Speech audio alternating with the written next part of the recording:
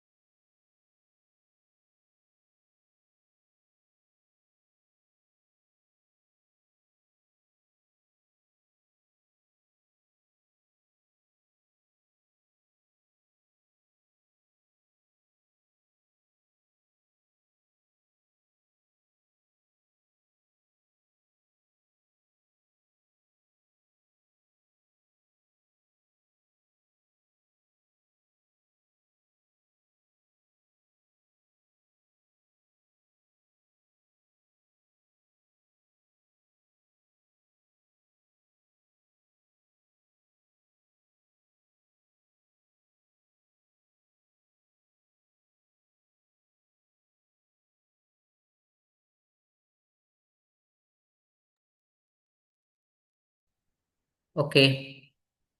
Good afternoon, everybody.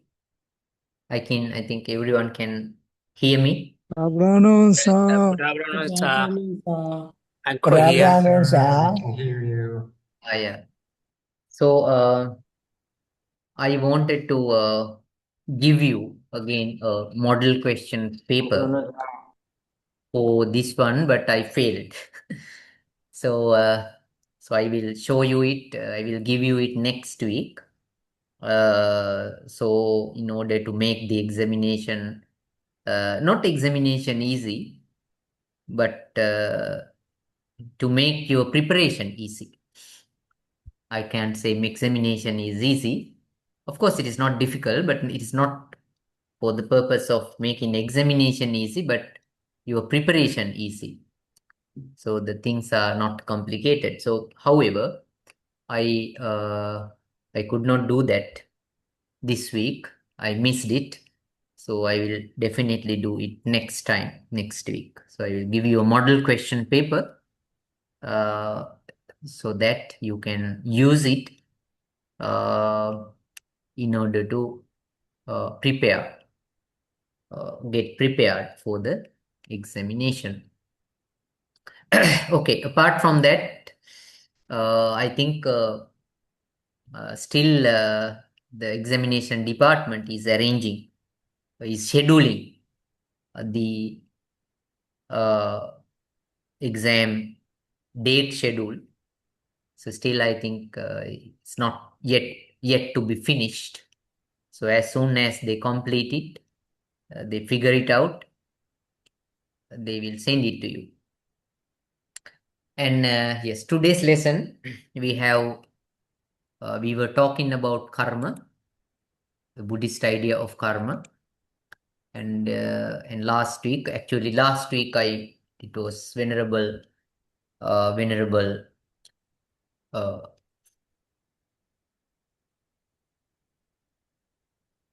who did the class last week? Sopaka. Venerable Sopaka did the class, so I was unable to attend. And yes, so let's start from the point where we stopped. And yes, so yeah, so now we start. I think we stopped here. Uh, Philosophical basis of kamma. Now, kamma basically means action. So when you say kamma, the Pali word means uh, action. But it is, I mean, philosophically, it is not just action. Even though the word means the word simply means action. Action can be intentional and unintentional, willed or unwilled, right? So we have a purpose, we may not have a purpose. So the kamma in the real sense is action, but it is willed action. It is willed action, an action with an intention, an action with an intention. So that is the action. That is the action that produces results. So the text, what I said in the text of the handout, it is said while the term karma literally means the action, the same thing, the Buddha has assigned a philosophical meaning to that by defining it as volition. Now this is another term, volition, willed action, or we call intentional action. So these three words themselves are correct. Sometimes, at times, you can either use volition or willed action, or volitional action, willed action, or intentional action. So you can use the adjective. There are three words that you can use to refer to the action that has the potential of producing effects and thereby fruits later on.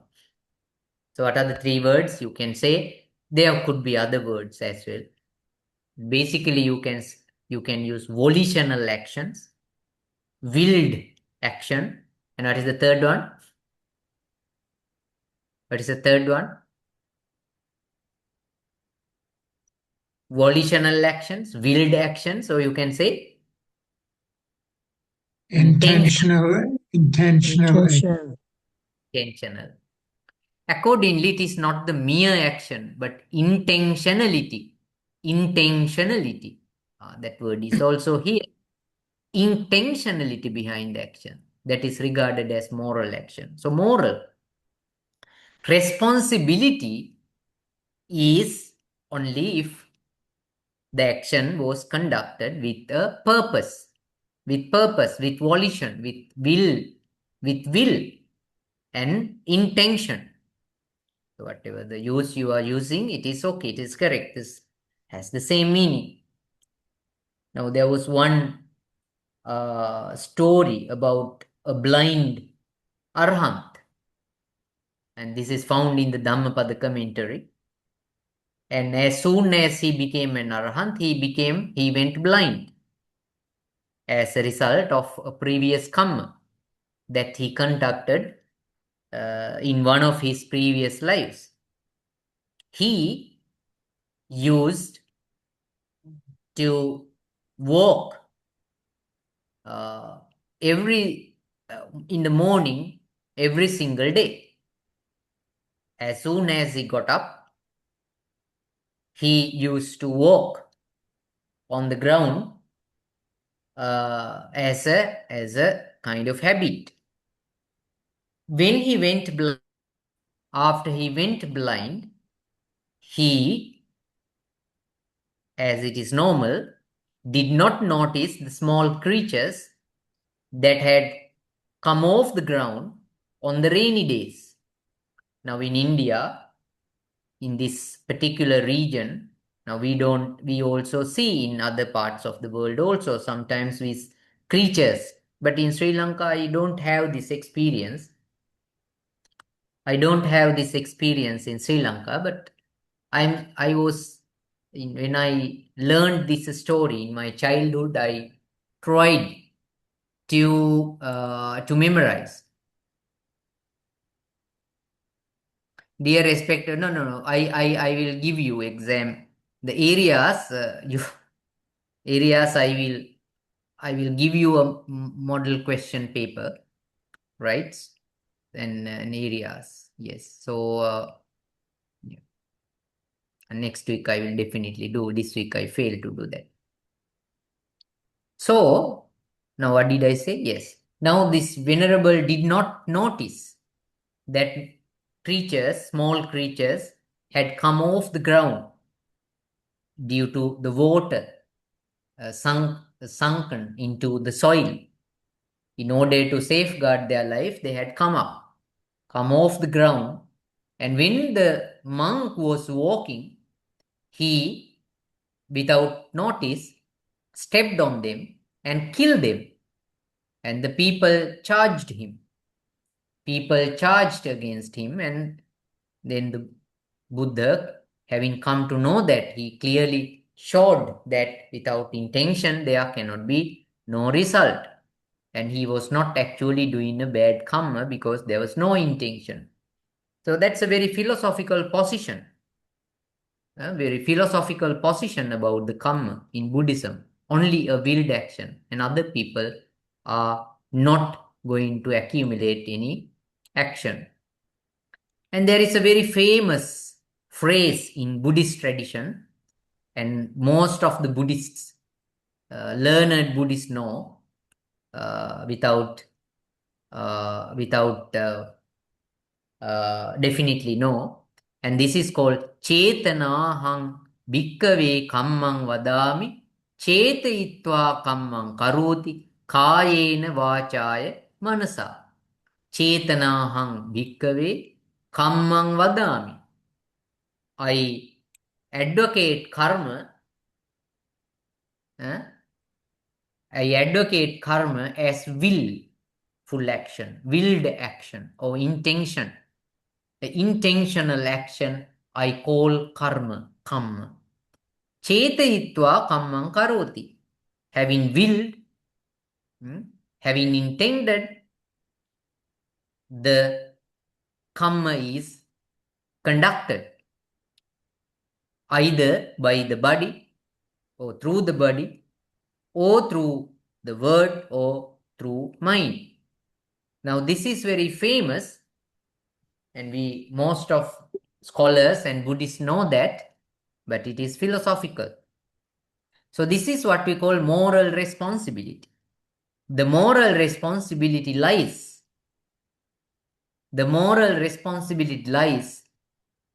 on the action willfully done, intentionally done. Intentionally done. Right? Volitional action. Only volitional action, not other actions. unintentional, unwilled, or actions do not bear results. They do not bear effects.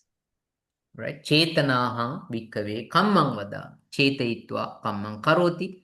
Kayena vachaya manasa. Any questions? Is it clear to you?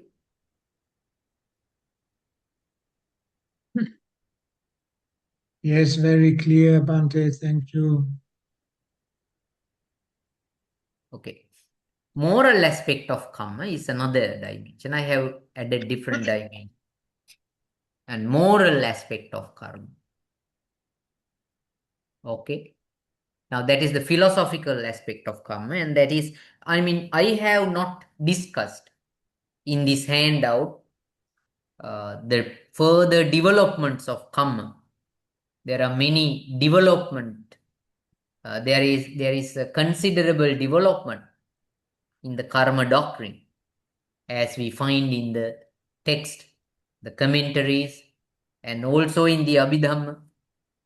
We can clearly see a development of karma ideas, new concept, beliefs in karma have uh, uh, included in this text, which we don't find in the canonical text. That part I have not added to that one. So whatever I discuss about karma in this lecture, in this handout, are basically based on the text that we call early Buddhist text, that is Pali canonical text. Pali canonical text, exclusive of Abhidhamma text. I have not included Abhidhamma text here, only Sutra discourses, Sutra. Because if we add Abhidharma here, it becomes very broad and complicated. But the sutras themselves have a lot of ideas, the basic ideas of kamma. So we can learn the basic karma ideas of kamma from the literature of sutra literature.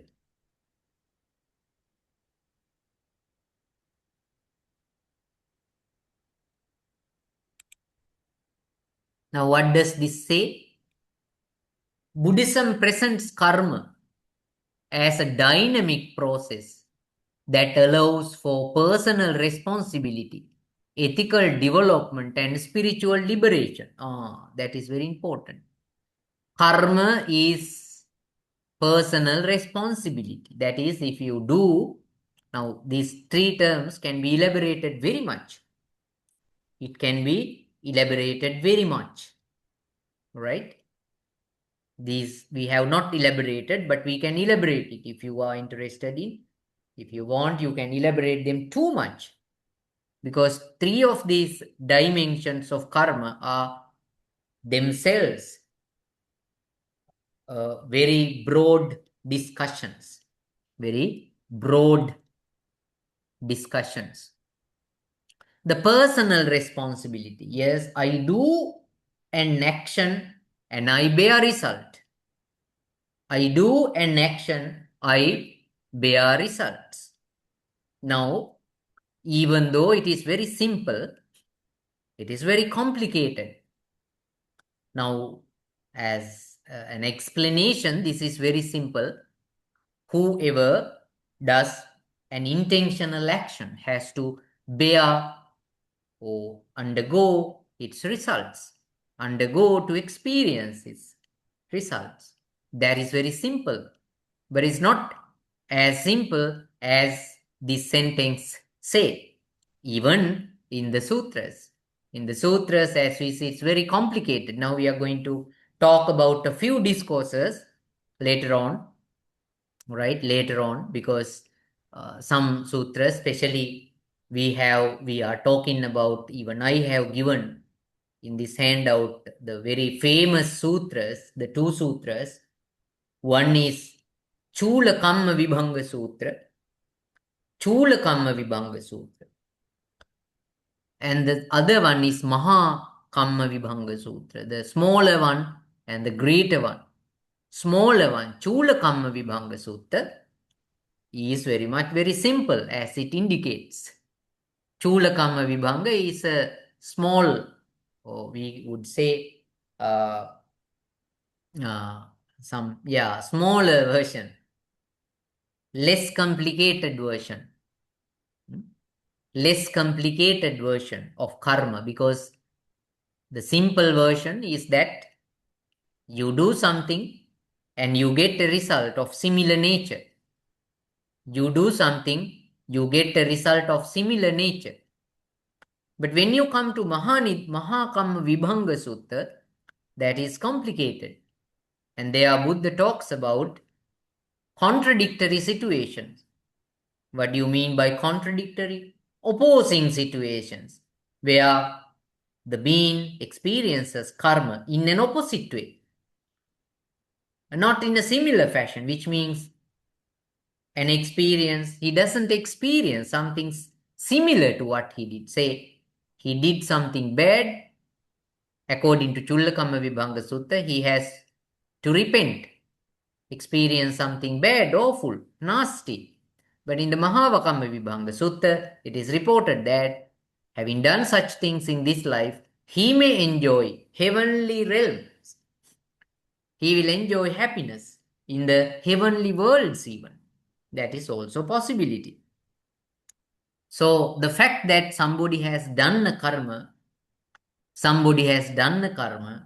has to repent, has to experience that karma in its entirety, in the same way he did it, is not the Buddhist exposition of karma.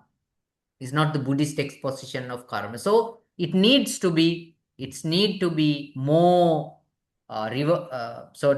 explained, further elaborated, further analyzed. And sometimes the monks during the time of the Buddha were had the wrong, even the monks, even his own disciples had the wrong view about karma, incomplete view about karma, unsatisfactory notions about karma. Sometimes they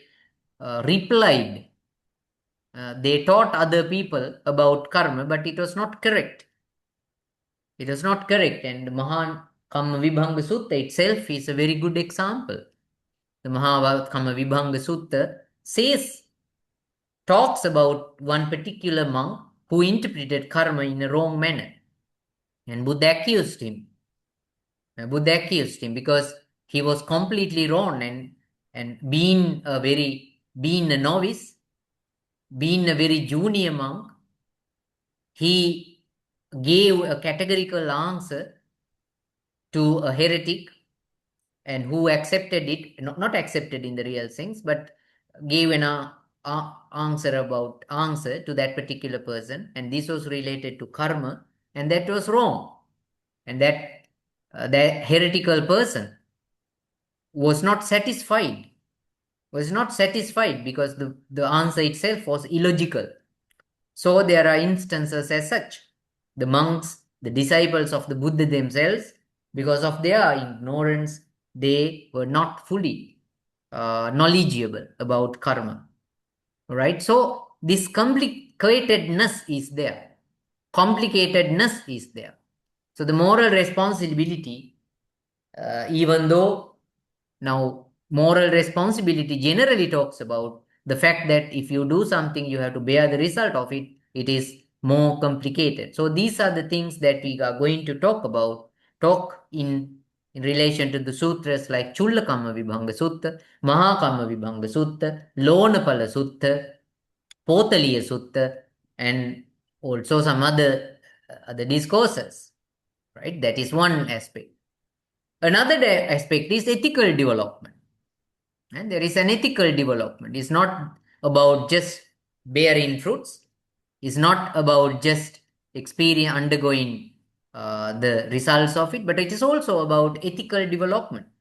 When you do good things, there is an ethical development. Ethical development. So kusala is a development. So the more you do good works, now you culture yourself. Bodily cultivation, psychological cultivation, mind cultivation. bodily cultivation, and psychological mind cultivation. That is because of the good actions. So the moral actions, morally responsible action has a dimension that you can develop yourself.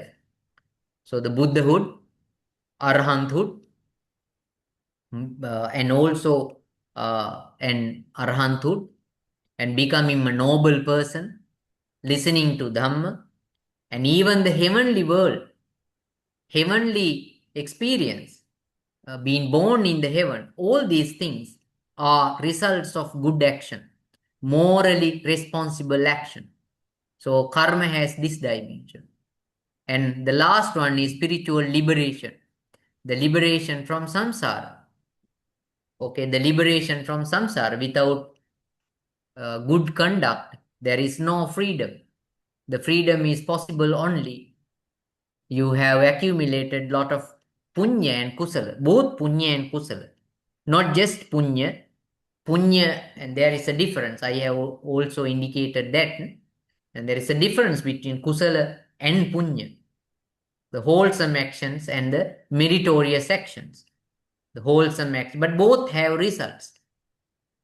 But liberation is possible only through kusala actions. Kusala. The meritorious actions are helpful, but liberation is totally is to be realized through kusala. Okay, never mind. We discuss these things later on.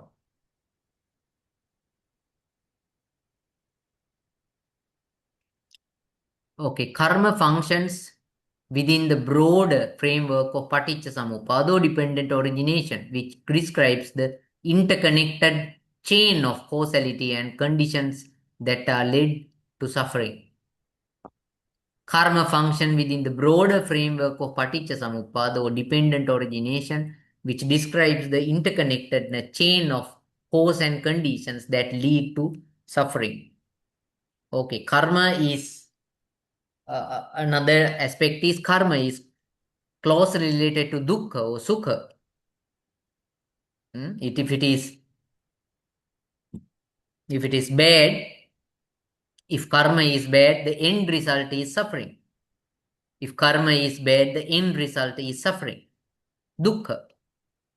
And that is described in Buddhism in relation to paticca samuppada, dependently co-arising. So that is one dimension. Within this framework, karma appears prominently in the links of sankhara and bhava. Within the links of sankhara and bhava mainly, but there are other causes, avidya, paccaya, there is avidya, sankhara, vijnana, nama, rupa, phassa, salayatana, and so forth.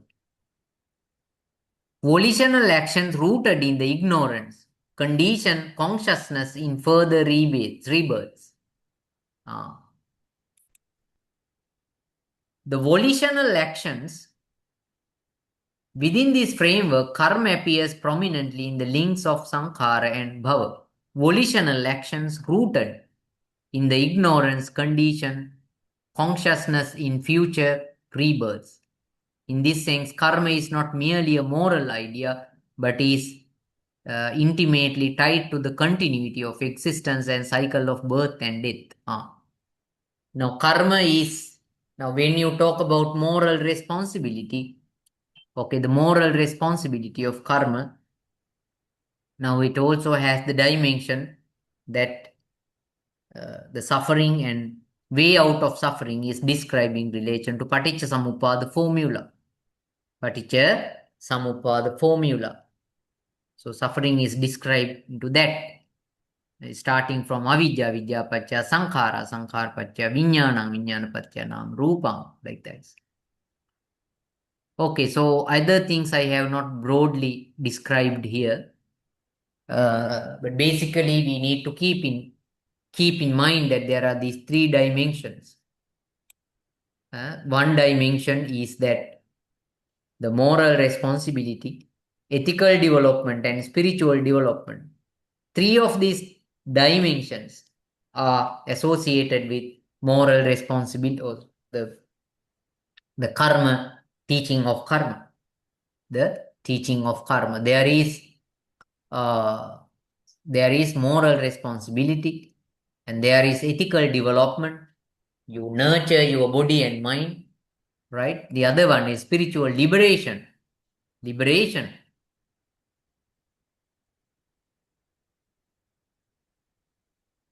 Yes.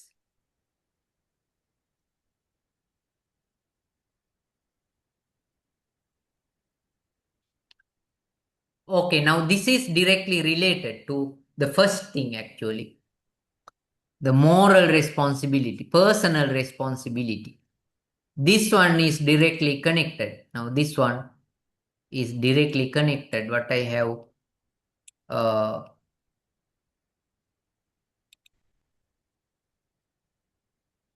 okay, directly related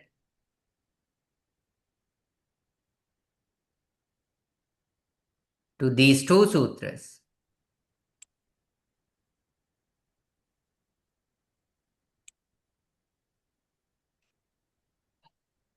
These two sutras, Chulla Kamma Vibhanga or Chula Kamma Vibhanga and Maha Kamma Vibhanga.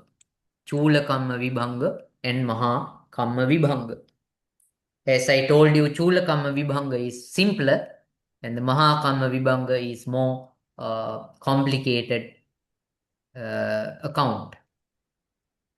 Do you have any questions? Any questions? No? No, Bande. It is well understood, huh?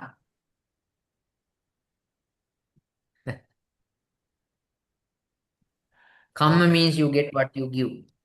But okay, never mind. So you can interpret it many different ways. Yes, no problem. So you can also add a lot.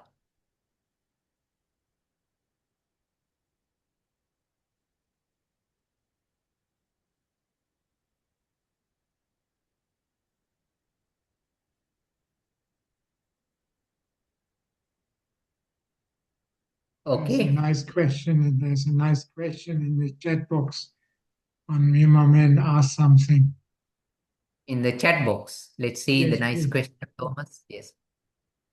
What is that? If karma means you get what you give. Okay, that's a question. I didn't notice that. If karma means you get what you give, why do so many innocent people suffer in war? Yeah, so my question, sir. My question.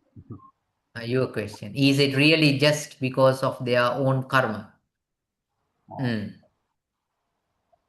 Yeah. So many see the same kamma, right? Yeah. Yeah. Oh, Now this question is very much asked in so many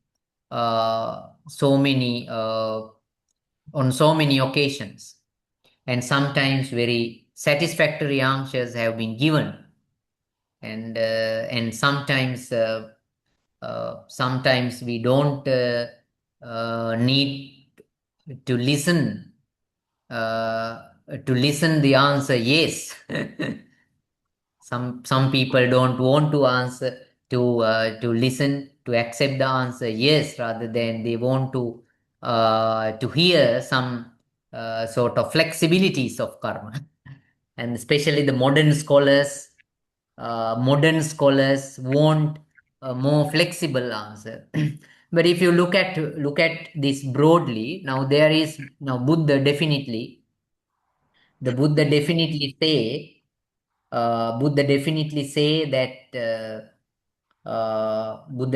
say that all what happens, and all what happens, even I have explained here, all what happens is not because of karma. Yes, All what yes, yes. happens is not because of karma, and that is true.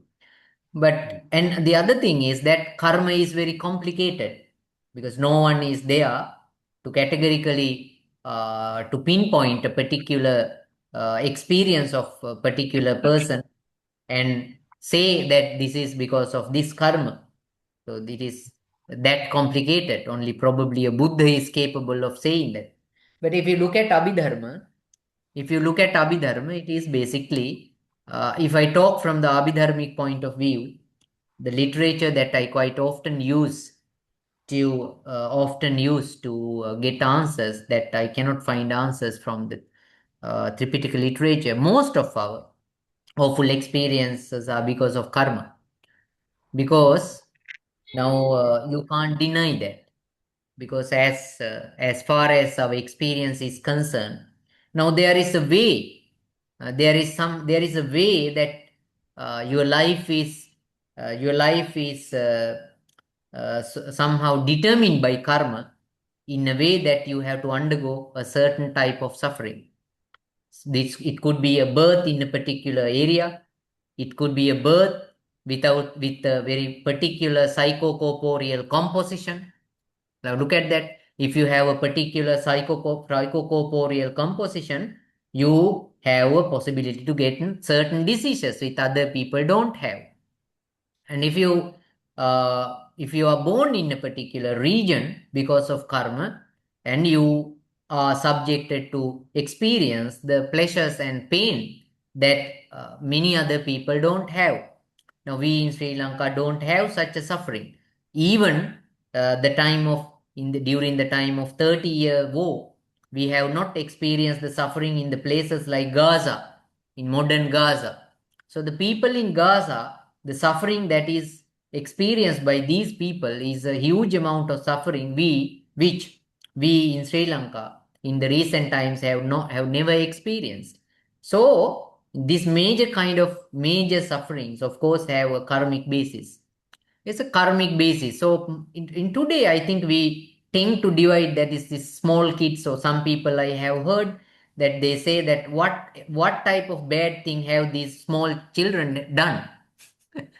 That is the kind of question. So these small children who undergo that enormous suffering, and what kind of karma have they done, to in order to suffer that much? But this is not a valid question, because karma from the Buddhist point of view is not the karma that we accumulate in a given life, not in this life. So it could be an influence. It could be a karma that we have done many in you know many before many lives, or in the previous life, immediately in the life immediately before, or in any previous lives that we don't know. So that is how karma. So I think it is according to karma. I mean, there are only two results of karma in according to Abhidharma. One is kusala, the other one is akusala, and there is no middle position. Look at that. So if you look at Abhidharma, there is either kusala or akusala, and kusala akusala is divided into two. That is, uh, one is kamma producing, and the other one is not kamma producing, that is vipaka. The vipaka thoughts and kamma thoughts. The other one is vipaka thoughts and kamma. But vipaka thoughts are the results of either of previous good actions or previous awful bad actions. So from the point of view of Abhidharma, actually there are only these two types of thoughts in Abhidharma. But Buddha talks about the situations. Buddha talks about the situations where, where each and every experience is not due to karma, But these kind of things are not, I think, the major kind of experiences, like the gigantic kind of experience, like the Gaza experience and the ill-matured death, immature death that we commonly call immature death. So these kind of things, in my kind of doctrinal understanding, it is very difficult to put in a sort of in a unconditioned, uncaused by the previous action. So I think there is a karmic influence on that, some form of karmic influence. Without such a karmic influence, it is impossible such a grave happiness, grave pleasure, or grave experience be experienced by someone. That is probably,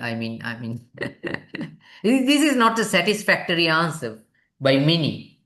It's not a satisfactory answer, but that is, I think, is more legitimate Buddhist answer. Okay, Thomas, what is your question? No question. I just want to mention, Yeah. respected Bhante, that the Yes. Buddha said we should not think at all Yes. or much about kamma, because if we do that, our mind goes a little bit crazy. I think something like that. Yeah. Yeah. And Yeah. then the So second that's, yeah. thing, which I was also for centuries I didn't understand, like you said, uh, respected teacher, the view that everything is due to karma is Mm. wrong view. So we should not have that view. That you. Okay. Yeah. So, yeah. So now that is also another wrong view in from Abhidharma perspective, because from Abhidharma, each and every experience each and every experience is either on the kusala side or on the akusala side. I mean, it's a very how do you do this? Now this is very complicated, so we need to have a very broader discussion, very profound discussions on this. But I think what Buddha meant from this is not actually the things that like that. So, for example, now the menstruation, the first menstruation of a girl. Now, this is one good example. First menstruation of a girl. Now you see, and that experience is actually it's an experience, but at the same time, it's a biological cause, because in order to sort of to maintain the female life as a complete life in her life cycle, that menstruation is a part of her life. So that is totally a biological thing. So in the later commentaries, we have said we have this utu bija, dhamma, chitta, and kamma. So there are things like utu, the seasonal. It should happen in a particular time. So things like that. And for example, kneeling, the first attempt or the first kneeling by a kid, by an infant, when the infant starts to kneel down, to kneel, to walk, to move, and that is a sort of biological and a seasonal thing. Biological, it's mostly biological rather than seasonal. It's a biological factor. So I think it's something else, so that you can't call a karmic thing in the real sense. But these kind of things, not the gigantic experience. Most of our gigantic experience are, I think, uh, having a karmic basis for that.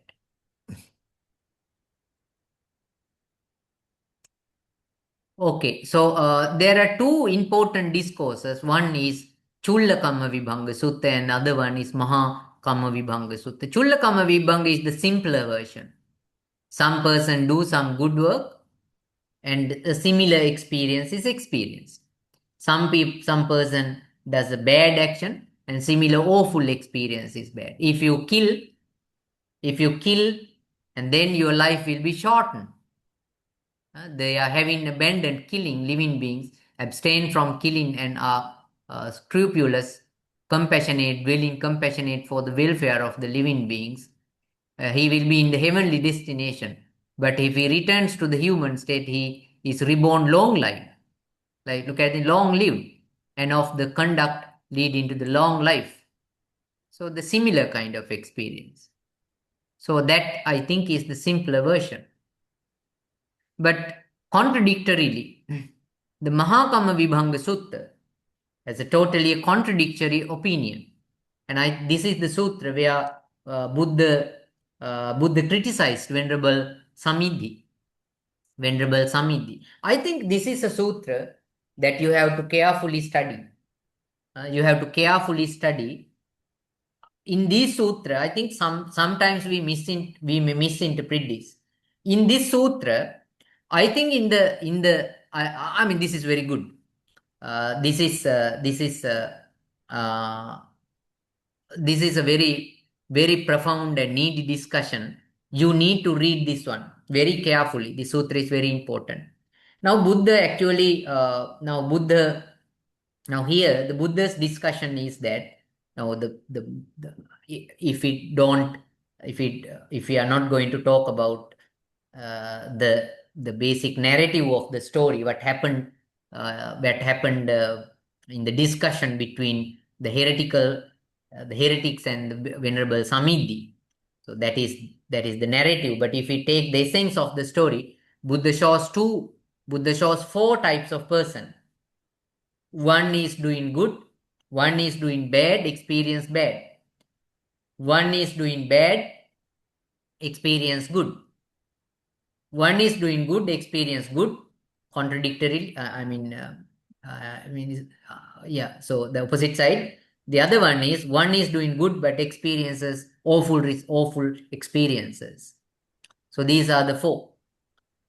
So now the Buddha said that the people may have different views about such situations. Now one possibility for that is a particular person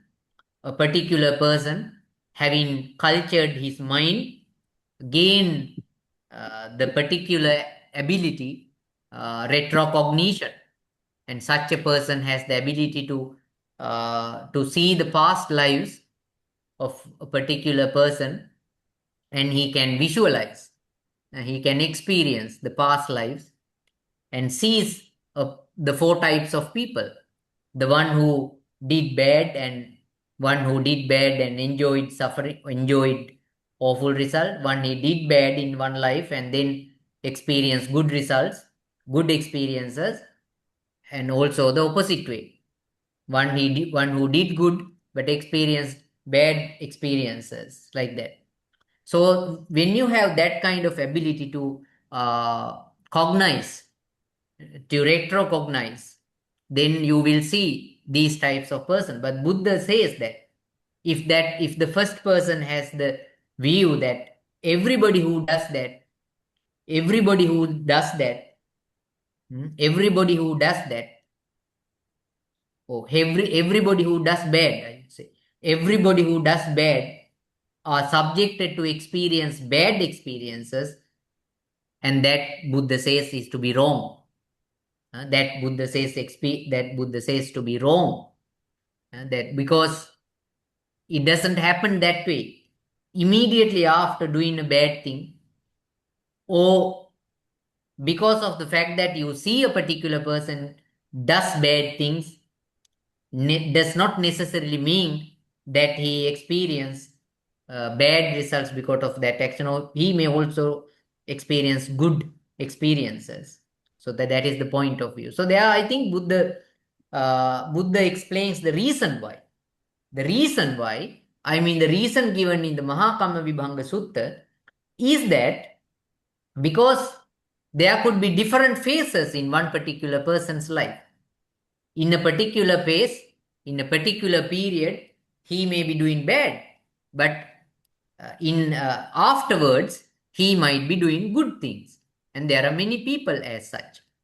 Previously who did bad things, but later on he changed his life and did a lot of good things. Especially when you do good things in the latter part of your life, not in the former part, in the latter part of your life, which is closer to your last moment, then it is most probable that what you did in your latter period, influence on your influence on the existence of next life.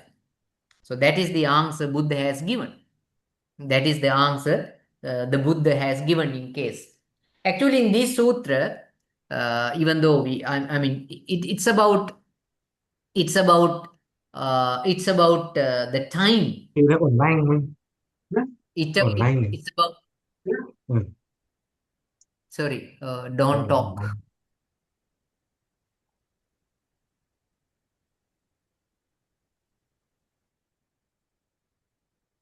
Okay. It's about the time, the phase that you do good and bad things. Because when you do good things in an earlier period, earlier phase, and then you do bad things or good things in the later passage of your life, then actually what you did in the latter part of your life can determine, most probably can determine the next life. But it doesn't mean it doesn't mean that the that uh, that the actions, the kamma that you accumulated, or the actions that you did in the former phase, that is in the previous part of your life, is not going to be fruitful, are not going to fruit. They also fruit at a certain stage in this existence. But in your immediate life, what would fruit could be the things that you did in the latter part of your life. In the latter, because it is closer. They are closer to your last moment, the death. So those kind of things are happening. So then it is more complicated. I mean, there is another sutra. I have not included that sutra here. That is, what is that? So Janusoni Sutra or something like that. And Buddha talks about the different beings, the animals like dogs. Having done bad things, they have been born as dogs, but because of some of the good works that they did, they enjoy, good pleasures, because they get a very good owner, and they are given good, delicious foods, because of the love they get from the owner. So see those kind of things. There are many suttas like that. There are different versions about karma. So karma is very complicated. The manner how it, but its basic understanding is that most of our experience is either good or bad. Now, see, how do we understand this? I think it's very important. I think in the Abhidharma, in relation to Abhidharma, I explained this. Now, if we are born as human beings, right? We are born as human beings. And we are born as human beings. And basically, our experiences are, I mean, most of our experiences are good. I mean, we have food, we have water, we have a place to reside, and we are protected also. Why? Because we are born to a family or an area where suffering is less. Why? Because of the good actions that we did. All our normal general experience is determined by the fact that we were born in a good, better place, in a sugati, in the human world, right? But from time to time, there may be other awful experiences. For example, war experience, getting injured, having an injury, and undergoing an operation, having a serious disease, painful disease. So these kind of experiences might come from time to time, probably because of a bad karma. So all our general experience can be called good, because we are in Sugati. We are in this human world because of good actions that we did. We have been born in a fortunate realm, in this Kamavachara realm, and experience lot of good. But from time to time, we may have bad experiences. So the similar experience might come in the same manner. So if you are born as an animal, now I have seen animals always in hunger. All they don't die, but they are always in hunger, isn't it? So they don't get food as we do, because we normally eat 3 meals. Now the modern scientists say that we don't need 3 meals, and it is an illusion that we need 3 meals per day. It's a modern view. But anyway, now when most of us have food, and we can eat whenever we want. We are not afraid of foods. But these animals are afraid of foods, because the time that you finish as your food could be the food that the last food for many days. The animals like tigers, the flesh-eating animals, now they don't get a prey. They cannot catch a prey immediately. They have to work hard to find a prey. Sometimes they are getting injured also. Getting injured because all the time they don't become the hero. They don't become the hero. Sometimes the prey attacks. Now we have seen these things today. Even the animals that we think to be very dangerous and strong, the animals like lions, even are attacked by the prey like pigs and other, these animals.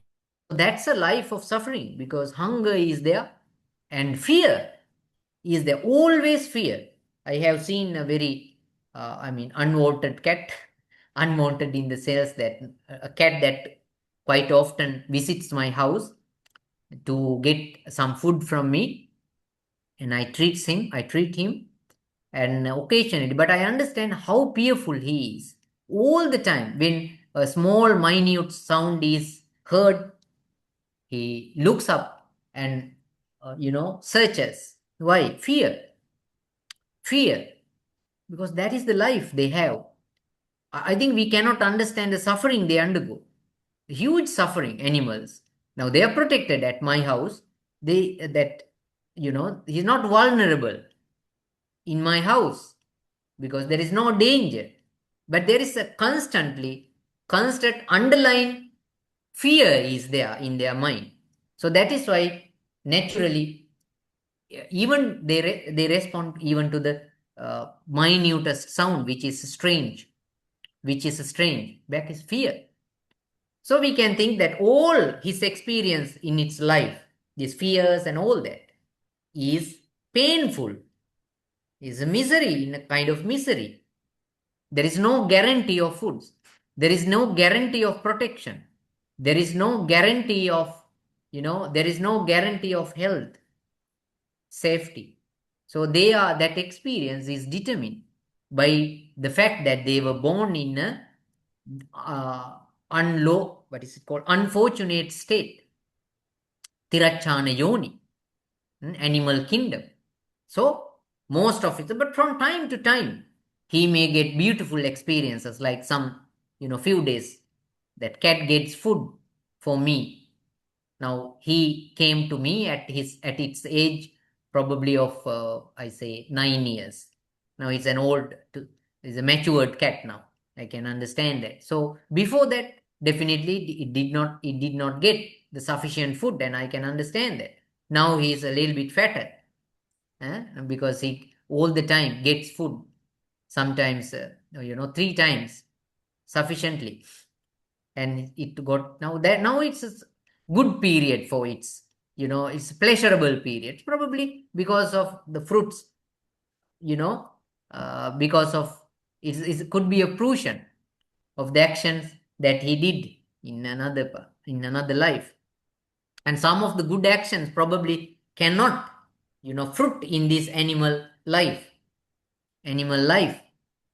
So like that. So it's karma is in many ways, I think, when we are born in this human world, most of our experiences are determined by fortune, which means because of good actions that we have done. Because this world itself, this human realm itself, is a fortunate state.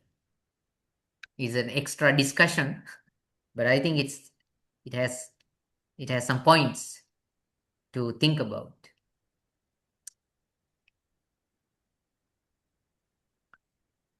Okay, so here I have given a little bit about Mahakamma Vibhanga Sutta. The diversity and the uncertainty of moral actions. Diverse and uncertain. Uncertainty of fruition. Results may appear in this life, the next life, or future lives, and that is another thing. The same kind of karma can have different results depending on conditions, like that. So I think you need to read this sutra very carefully. You can find the exact and read it 3 to 4 times. Read the sutra 3 to 4 times. Because only then you can understand its philosophy. The Mahakamma Vibhanga Sutra.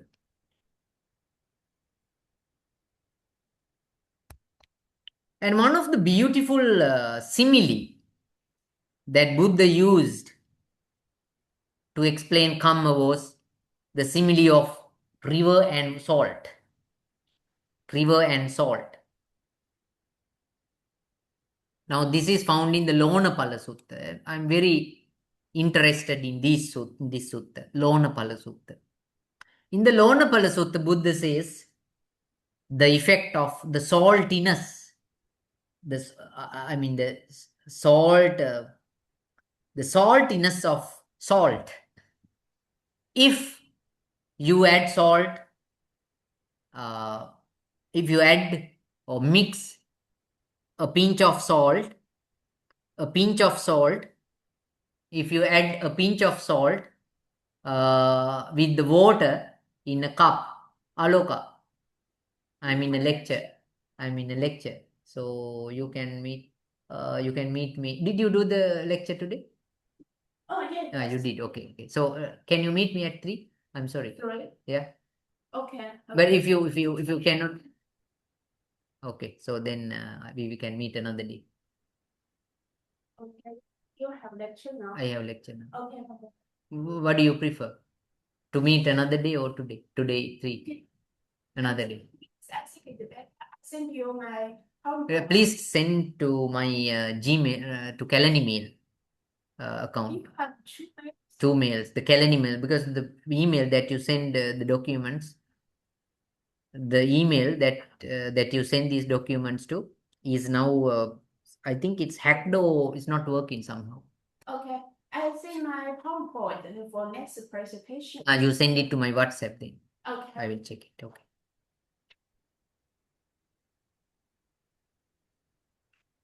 If bad karma leads to bad results, why is it so difficult for people to avoid doing bad deeds? No. If bad karma leads to bad results, right? If bad karma leads, yeah. Yes. Question. Yes, it's your question. If bad karma leads to bad results, why is it so difficult for people to avoid doing bad deeds? Is it because negative actions are inherently very attractive or seductive? That's I think now yeah, because now here now I think is you have to take this very in a broader manner, because imperfectness or imperfection is naturally is a situation in our lives. We are not imperfect in the sense that we are circling, we are roaming in this cycle of birth, decay, and death. Circling because we are imperfect. The imperfection means that we have these natural urges, tendencies. The tendencies that condition our existence are not positive. They are generally negative. So the cycle is conditioned by the negative tendencies, mainly the desire, hatred, and delusion. So insofar as we have these 3 tendencies, naturally there is a tendency that we consider, or that we think, that we consider, that we tend to do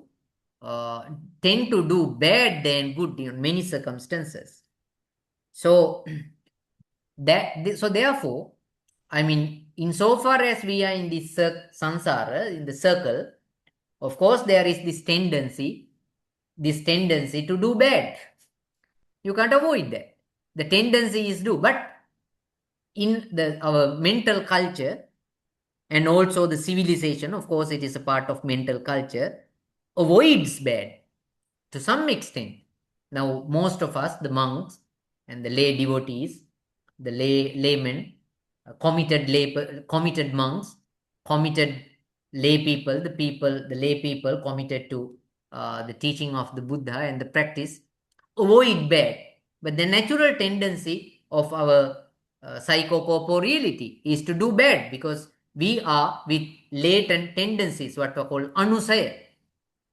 Anusaya. They have not appeared outwardly. So we have rag, what is it? Raga anusaya, dosa anusaya, patigha anusaya, so and so forth. So these anusayas naturally tempt us. So that's the tempting nature. What is this? That is a very nice word. The tempt, that the seductive nature of our psychological existence is something natural. That is why we can't avoid it easily, because of the hidden latent tendencies. They are called anusaya. ANUSAYA. Even though we have trained in a particular moral system, or we are cultured by our cultural norms, or we are following a particular practice, still we have these tendencies. Sometimes we tend to do bad things, ignoring all these things, our culture, our practice, and also our normal good cause of actions. Forgetting all these things, we tend to do bad. So it's very difficult to avoid bad because of these latent tendencies. I don't know. I have given an satisfactory answer. So Lonapala Sutta is a very good source where Buddha talks about that. I think this is more psychological than Mahakamma Vibhanga Sutta, because Mahakamma Sutta Vibhanga talks about some sort of another layer, and it emphasizes especially the time frame of an action. But Lonapala Sutta is more psychological, because what Lonapala Sutta emphasizes is that the psychological nature. If you add a pinch of salt to the water in a cup, that is absolutely salty. The water is going to be salty if you drink it. But if you add the same amount of salt to the water of a river, the river water is not going to be salty because the amount of water is large. So that is the situation. That is the situation of our psychology. If you do something bad, being a person with negative, quite often with a negative mind, being often with a negative mind, unwholesome tendencies quite often, then the result is more dangerous. That is the discourse. So it's not the same result. If you do bad, being a person often with a bad bad psychological nature, unwholesome psychological nature, the result is bad, of more awful, worse. But if you do something similar kind of bad thing, the similar kind of unwholesome action, being a person who is more wholesome in rest of the life, more often wholesome, good, righteous, the result, the effect of the bad action is less grave, or gray, is not that harmful, less harmful, I would say, less harmful, because your basic psychological nature is more or less more wholesome. So that is the philosophy. So that is more psychological, and that's very, I mean, so that's a very good point where we can give up the absolute idea about karma. So Lonapala Sutta is more psychological and uh, avoiding avoiding the absolute idea of, the effect of karma. That is, if you believe in whatever good action you do, you have to experience the same effect all the time, all the context, is not the correct idea. So that absolute idea should be changed because of the law. And you have to read other sutras. Actually, I cannot read all the sutras. So all these sutras are very important. And Devaduta Sutta is another one, explains how some unwholesome deeds lead to hell, others may be delayed in result. That is another sutra. So carefully read these sutras. And then we have the Sivaka Sutta. In the Samyukta Nikaya, the Buddha points out that not all experiences of pleasure or pain due to past karma.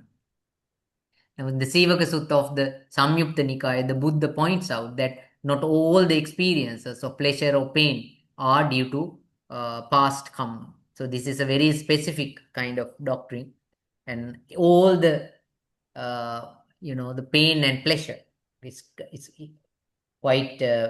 I mean, sometimes now this should be understood in a very. I mean, sometimes we have a pain, so we may think that is because bad karma, but sometimes it is because of good karma. I will tell you one example. We have seen sometimes. We have seen sometimes in on now these days on social media we get a lot of examples, and some of these I mean lot of evidence, a lot of information, and some of these information that we come across on social media are very helpful to discuss about karma also. Now we have seen a particular, I saw a particular woman seated somewhere in a Western country, and when she was seated, suddenly a dog came and got hold of her hand dress, and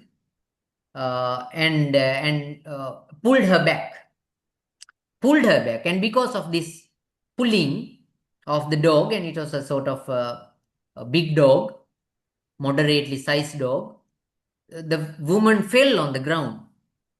And it was a severe sort of falling, and we can understand that she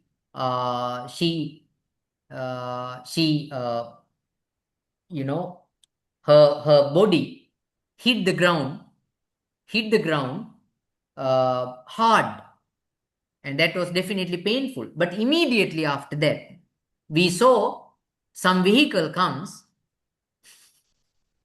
Some vehicle comes, and it runs over the place where the woman was seated. And then we can understand that her previous pain was, even though it is painful, but was not really painful in comparison to the probable pain that she would get if the vehicle would have hit her body. So that you have to think. So I think that is the way how we have to understand that. So that was actually a lucky thing.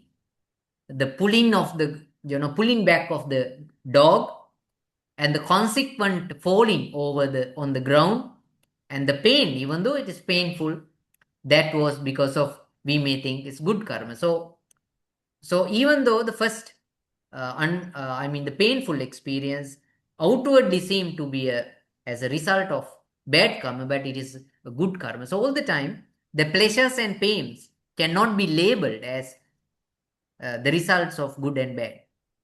So sometimes they are because of good. And I have my experience. Now I think I all the time when I try to go to a Western country for studies, there was some obstacle. There was an obstacle. But now I think it was good.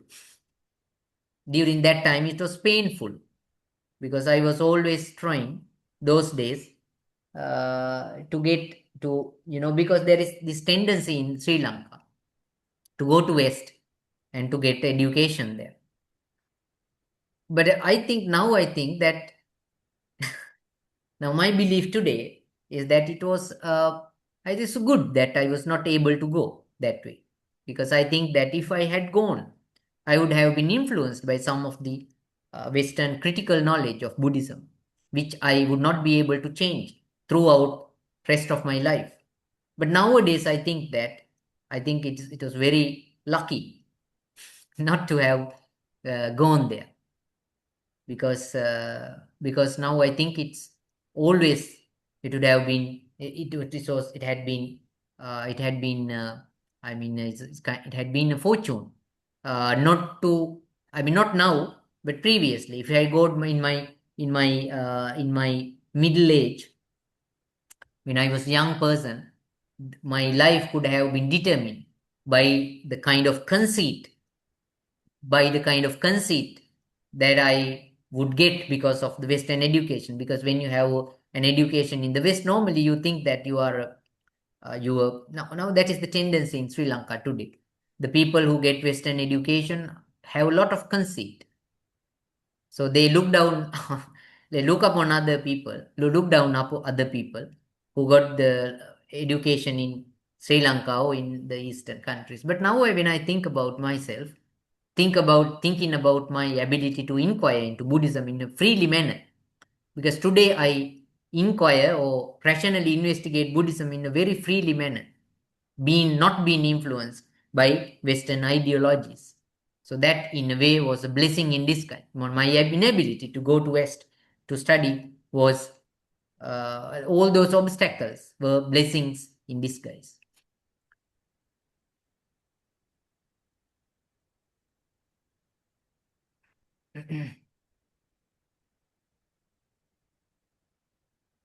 better don't go. No, I don't criticize Thomas. Actually, I don't, because I always think that Western's methodologies are very important. So everybody should learn that. So I appreciate that part, because Western methodologies, especially in the, I think that's a very good test. Because if you want to become a scholar, you need to learn the Western methodology. But in my case, I was fortunate enough because I was trained under people who had very wonderful training in the West. Now, two of my professors, Professor Premasiri, who was a very famous one, world recognized scholar, and also G.A. Somaratna, who was trained in the US, were sufficiently trained, immensely trained in the US and America, US and England. And I was trained under them, and I learned a lot of Western methodologies, and so I appreciate that. But ideologically, I don't like some of the Western interpretations, because their system is totally based on the Western empiricism. So therefore, a lot of revision is necessary. But anyway, that's different thing. So then we talk about, and then we have the Upali Sutta, the wrong views about karma, the bodily karma, verbal karma, and mental karma. And then we have Sattatthana Sutta in the Anguttara Nikaya. And these sutras are very important. You have to read them. And my question will be based on this dimension. So the complexity and the complexity of karma as taught in Buddhism. You have to read these sutras and get the essence of them, and to answer this question carefully.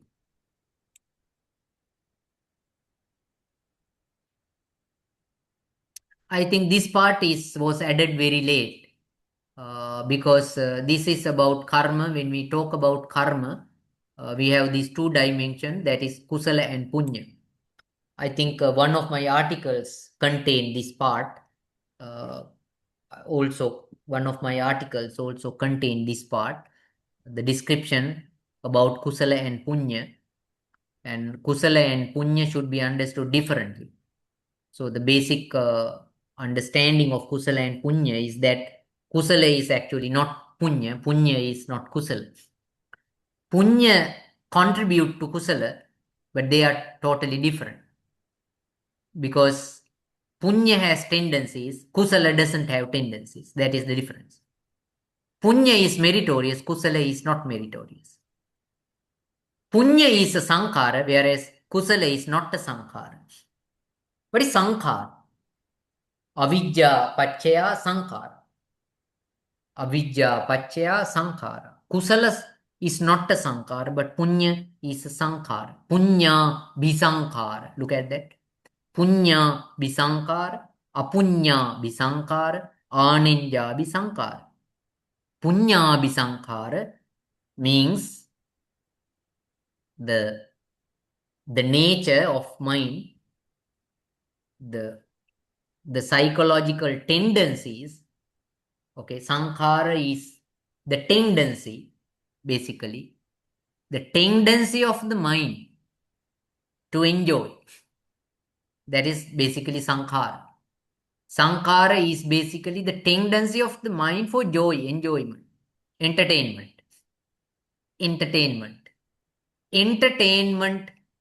Entertainment nature is what we call sankhara. So punya is a sankhara. When you do good thing, you have a purpose. You think some sort of good outcome of that. Maybe good health, good heavenly birth, or fortunate birth, or any other type of pleasures. Worldly, mundane pleasures.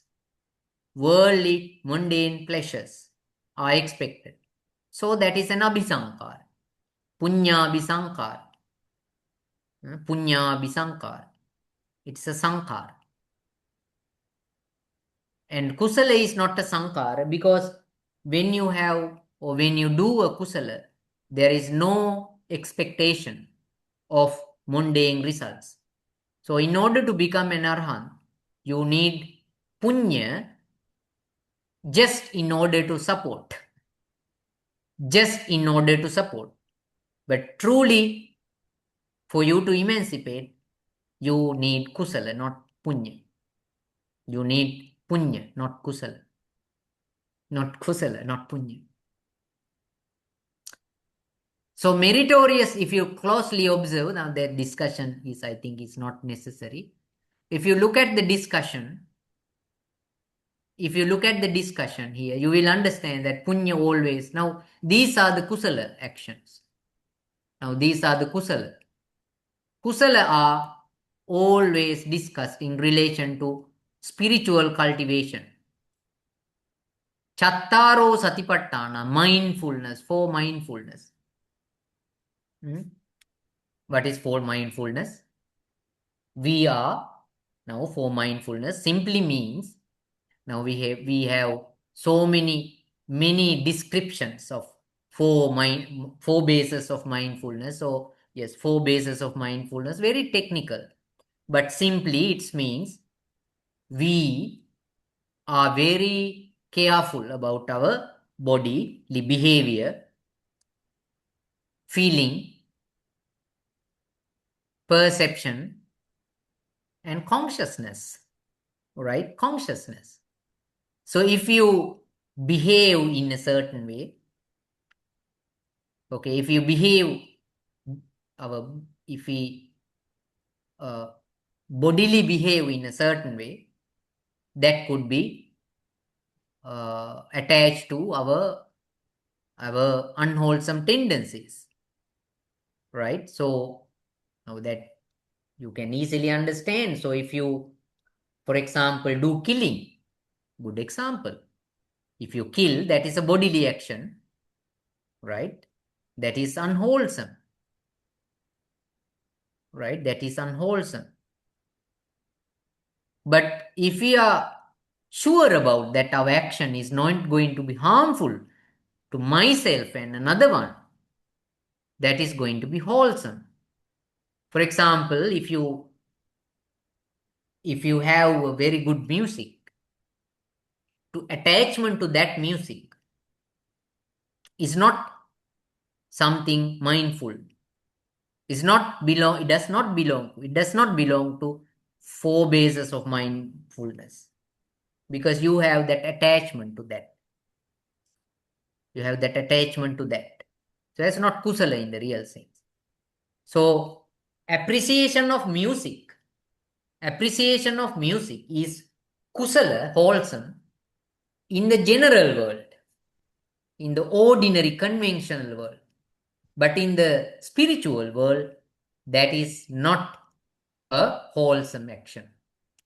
So in the world of art, in the world of art, there is a lot of art criticism. And they appreciate art, the colors used, the techniques used, the backgrounds used, the dialogues, embedded,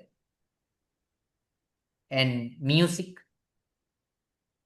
drawings, pictures, paintings, and beautiful, pictures taken, photos, right? All these things, and also sculptures, the performing arts, the bodily movement, hand movement, the gestures, postures, all these things are immensely appreciated in the art world.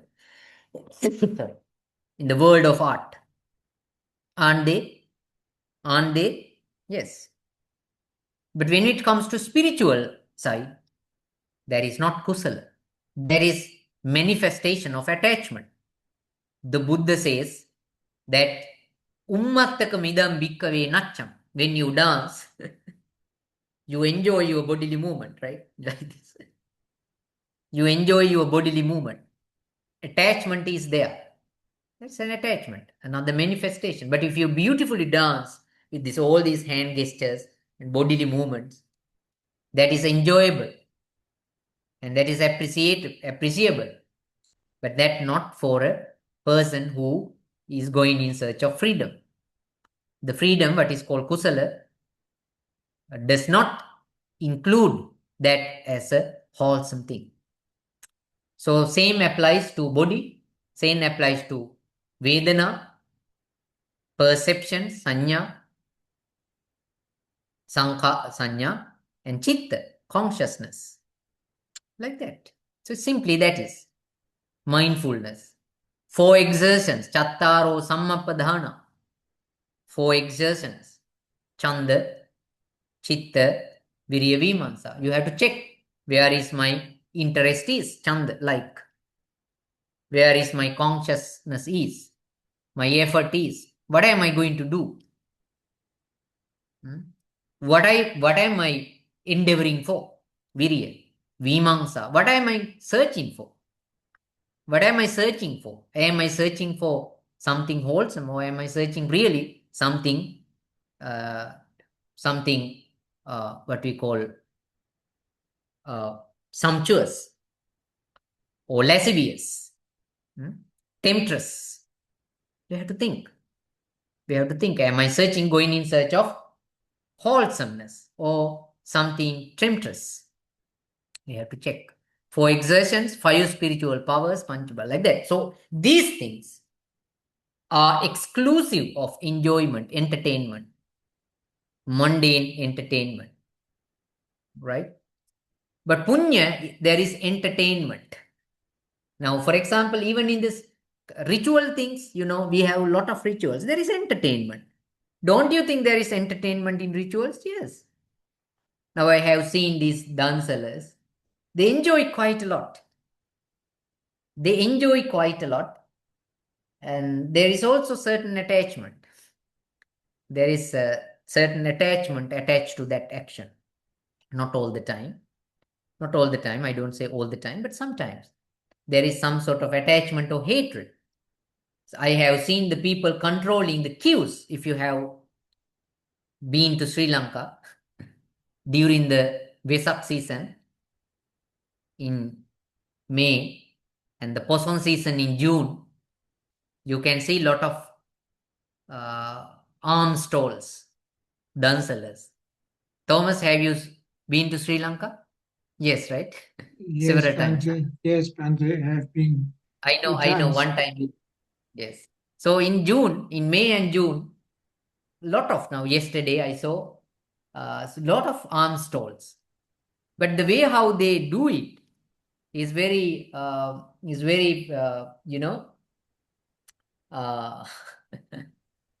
very, how should I say, funny. Sometimes the people want to control the queue because they think that controlling is a very important part. So they don't people to move and they want to keep that queue very steady. This is okay. But that controlling mind may have a lot of anger and unhappiness, which is a part of unwholesomeness. And sometimes what happens there, I have seen in some food stalls, adequate food is not given in Sri Lanka. And when my driver talks about, I have not visited any arm stall, but my driver says that in some places there had been long queues, but at the end, half of the queue didn't get food because there had not been sufficient food for all the members who had been waiting in the queue, which is very unfortunate. And there had been struggles also, conflict in the food's arm stalls because of the inability of some of the groups, some of the people to get food after having stayed 4 hours in the queue. So that's very funny because now that's a sort of unfortunate thing sometimes, but not everywhere. There are very good arm stalls, actually, food stalls, where everything is very neat and very beautiful, moral. Such instances are there, but sometimes. So like that. So we have a purpose. Sometimes we enjoy. So now what I want to, so these have entertainment, some form of entertainment is there. Some form of attachment is there. Not purely wholesome. Sometimes we expect fame. We need to be famous, to be called as a donor. To be called as a donor. We like to hear that. He's a sponsor. He's a constant sponsor. Like that. So there is certain amount of attachment. It's not kusal. Okay.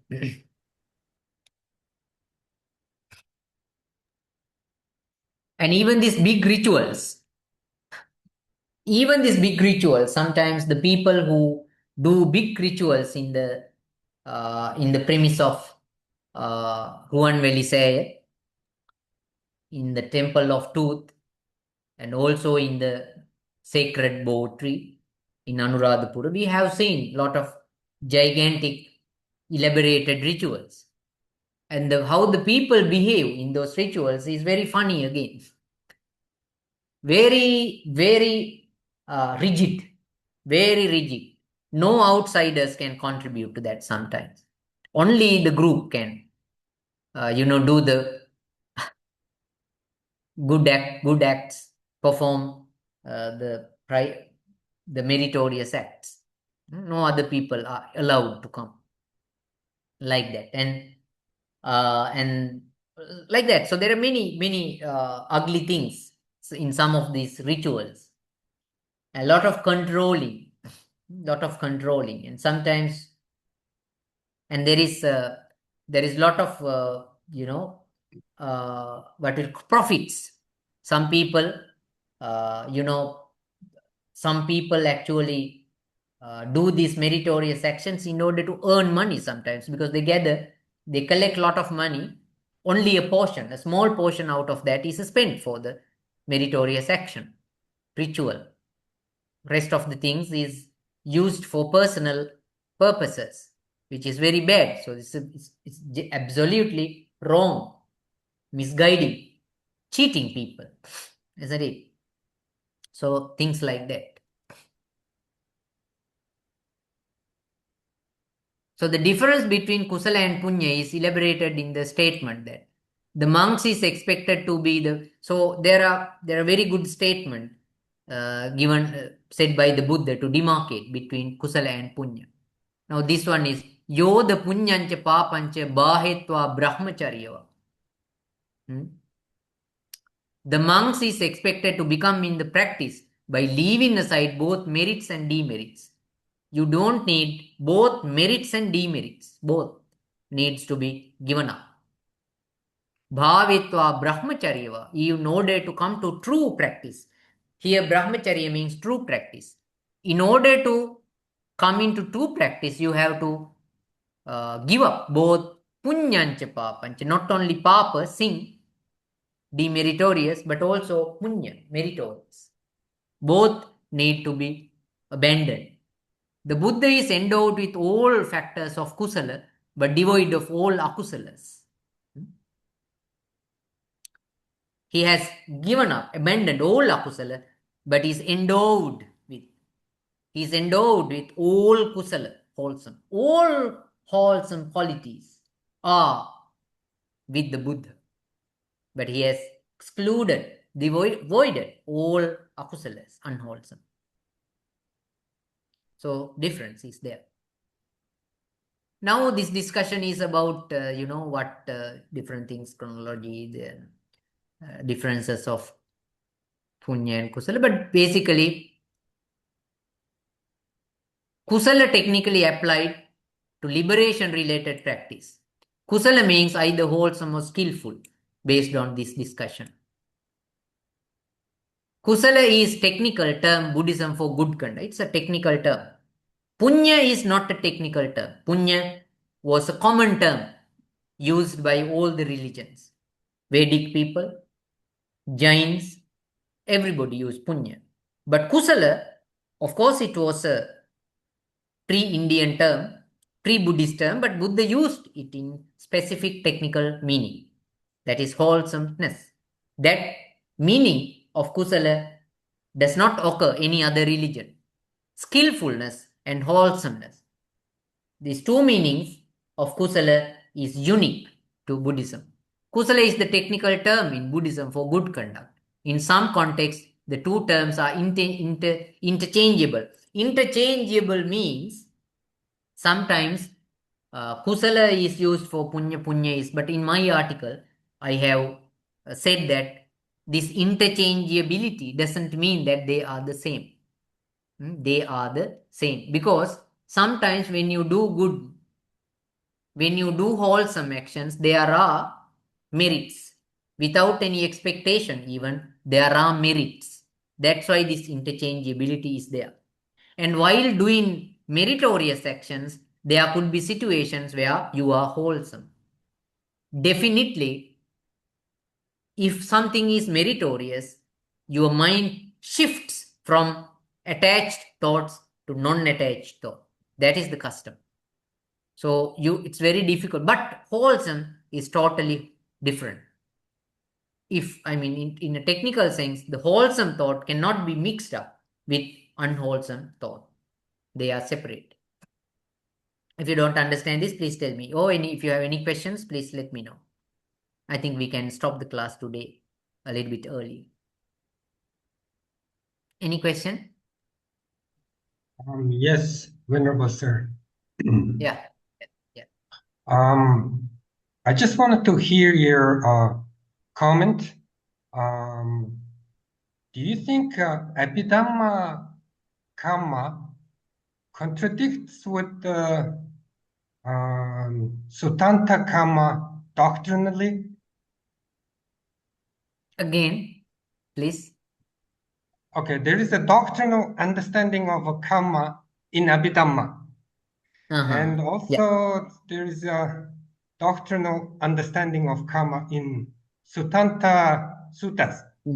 Yeah. Do you think Abhidhamma contradicts with the Sutanta a little bit? No. There is no any contradiction. Any contradiction. Now, Buddha was talking some of the situations where it appears outwardly as bad, but it is not bad actually. That is the Buddha's point. That is the Buddha's point. So from the Buddha, in the Abhidharma point of view, all good and bad experience is based on either kusala result or akusala result. Either kusala result or akusala results, only 10. The rest of the thoughts are actually karma productive. Karma productive. They are not kusala or akusala. For example, at this moment, if you are, that also, in that sense, yeah. So basically, all the thoughts now. I think you cannot. I was a little bit sort of use a wrong word. What I'm saying is all the either resultant thoughts, vipaka chitta, and the kamma thought can be demarcated into two: wholesome, unwholesome. So it's very clear that our system, there is no middle position. So our experience, what is experience? What is experience? Experience is basically, experience is vipaka thought and kamma thought. Vipaka thought and kamma thought. So this is our experience. So this experience should be divided into two. But Buddha talks about different situations. For example, now kamma, sometimes, now you can't say that everyone who does bad will be experience bad in the next life, in the future. That changes according to the context. So that is one thing. Another situation is what you outwardly see as bad is not actually bad. That is why I gave you the example of the dog's appearance. The dog's pulling back a woman. Now, if you outwardly see her sort of pain because of her falling on the ground due to dogs pulling back was a result of unwholesome, but that was not really so, because but she was lucky there, because both the dogs pulling was actually because of a fortunate come. So the things that we see now, another example is my example. I was a little bit painful those days because the obstacles that I came across to go to Western countries. But when I inquire now, I think that even though I was, if I look at it in a different way, in a more secular way, that was because of my bad karma. But I don't think now it was because of bad karma. I thought it was good karma, because of good karma, like that. So Abhidhamma and sutras do not contradict. They do not contradict. Okay. Thank you, sir. Thank you. Yeah. So any other questions? That would be really good. Asking questions, I like. Yes, I have a question. So about karma is really interesting, the law of nature. So some Buddhists believe that everything we experience is the result of our actions in previous lives. How should this concept be understood? Causes. Yes. How should this concept understood? Causes or concept? Concept. Concept. Point of views, yeah. Some Buddhists believe that evidence we experience the result of our actions in previous lives.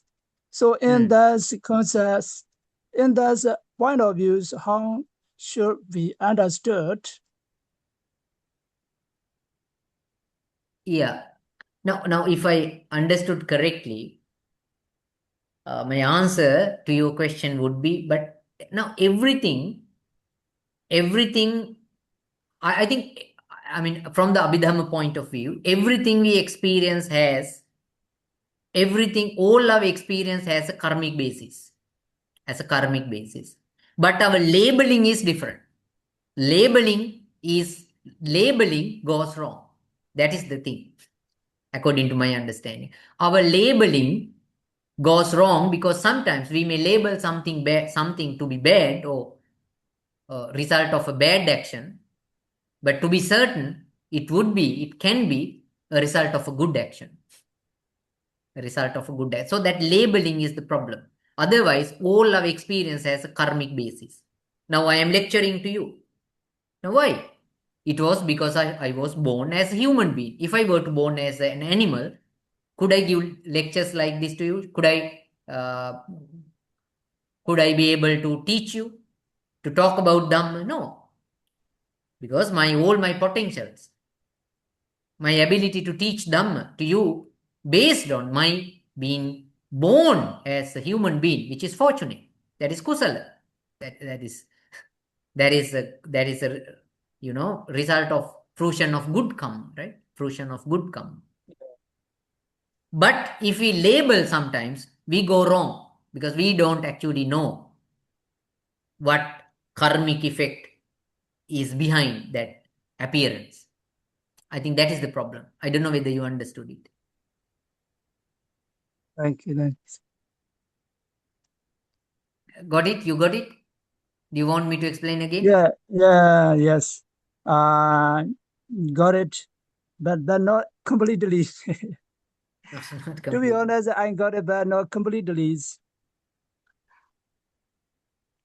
Okay, so because if you want to the karma is really this very, kind of very the yeah. So that's why Buddha that's said why that kamma vitayam achintayam. Kamma, the subject of kamma is unthinkable. Yeah. For Thank you, ordinary sir. mind. Thank you, sir.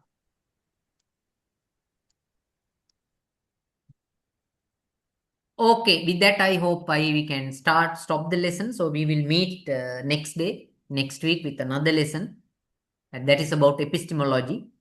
And with that, I can end up all my lectures. If I may need another week, and then I will stop all my lectures. I'm very happy. Happy in the sense that I could complete my scope of the C1 form. So next day, I promise you to give the clues about examination. And yes, thank you very much. See you next week. Thank you, sir. Next week, sir. Thank you. Thank you, sir. Thank you, sir.